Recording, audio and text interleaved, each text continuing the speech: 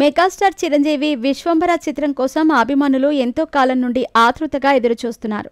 Talkie part పూర్తయి చాలా కాలమే అయింది. కానీ ఇది భారీ VFX ఆధారిత సినిమా కావటంతో మేకర్స్ క్వాలిటీ విషయంలో ఎక్కడా తగ్గటం లేదు. టీజర్ ద్వారా వచ్చిన ట్రోల్స్ని పరిగణలోకి తీసుకున్నారు.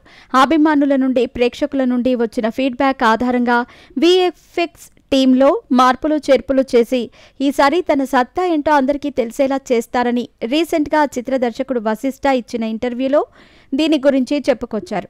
అంతేకాదు ఈ సినిమా స్టోరీ కూడా ఆయన ఇంటర్వ్యూలో రివీల్ చేశాడు.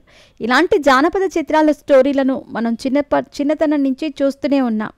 హీరో హీరోయిన్ కోసమో లేదంటే తన కుటుంబ సభ్యుల కోసమో వేరే లోకానికి వెళ్ళి యుద్ధం చేసి తమకు కావలసిన వాళ్ళను తీసుకొస్తూ ఉంటారు.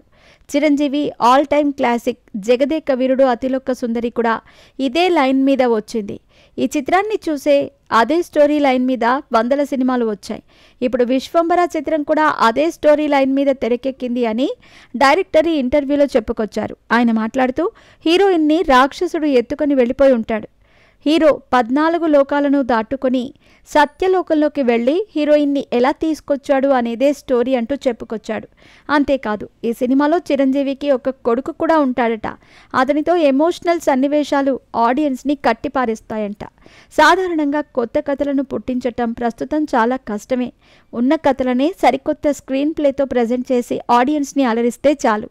విశ్వంబర కూడా అలా ఉంటే బాక్సాఫీస్ వద్ద వసూళ్లు ఆకాశాన్ని అద్దు అనే విధంగా ఉంటాయి. ఇకపోతే ఈ సినిమాని ఈ ఏడాది విడుదల చేస్తారని, అది కూడా సెప్టెంబర్లోనే ఉంటుందని ఒక ప్రచారం జరిగింది. దీనిపై వశిష్ఠ స్పందిస్తూ 80% వరకు VFX వర్క్ పూర్తయిందని, ఇంకా 20% బ్యాలెన్స్ ఉందని, మొత్తం అయిపోయాక ఫైనల్ అవుట్పుట్ చూసుకొని నాకు బాగుంది అనిపిస్తేనే ఈ చిత్రాన్ని విడుదల చేసేందుకు ఒప్పుకుంటాను అంటూ అప్పటి వరకు విడుదల తేదీని ప్రకటించము అంటూ కూడా చెప్పుకొచ్చారు. దీనిని చూసిన తర్వాత డైరెక్టర్ వశిష్ఠ మంచి క్లారిటీతోనే ఉన్నాడని అంటున్నారు మెగా ఫ్యాన్స్.